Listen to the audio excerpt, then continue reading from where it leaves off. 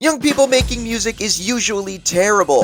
Me and your daughter. But once in a while, someone is so talented that they have no choice but to get noticed. They were young, ambitious, and ditching JV softball practice. These are some musical artists who blew up way younger than you'd think.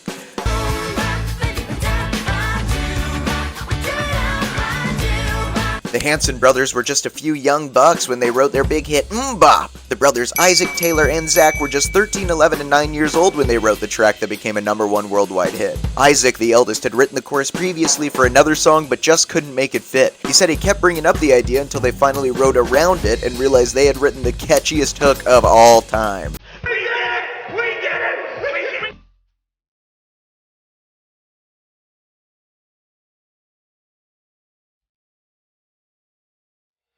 Taylor Swift was only 14 when she co-wrote the song Tim McGraw, which appeared on her self-titled debut album.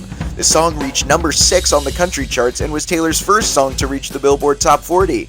Swift told CMT in 2006, "I got the idea in math class. I was just sitting there and started humming this melody. And look at her now, with a following big enough to destroy the reputation of an entire ticketing corporation."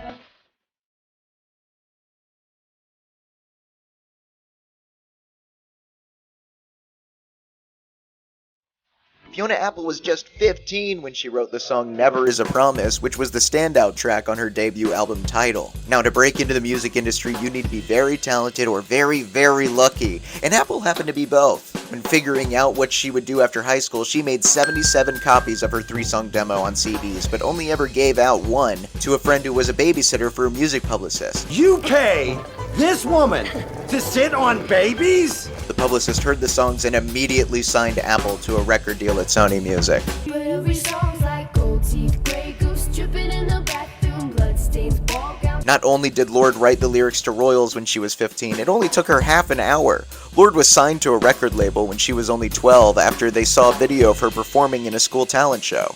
For the next few years, they gave Lorde singing lessons and songwriting lessons with professionals to help improve her talents, and Royals was the result. Yeah, yeah, yeah, yeah, yeah, yeah. I am Lord, yeah, yeah, yeah. Lord, Lord, come in, Lord, yeah, yeah, yeah. Holy God, I'd make a deal with God, and I'd guarantee. You may recognize Kate Bush from her song Runnin' Up That Hill, but before Runnin' Up That Hill, Bush had a long history of songwriting, creating one of her best tracks, The Man with the Child in His Eyes, at only 13 years old,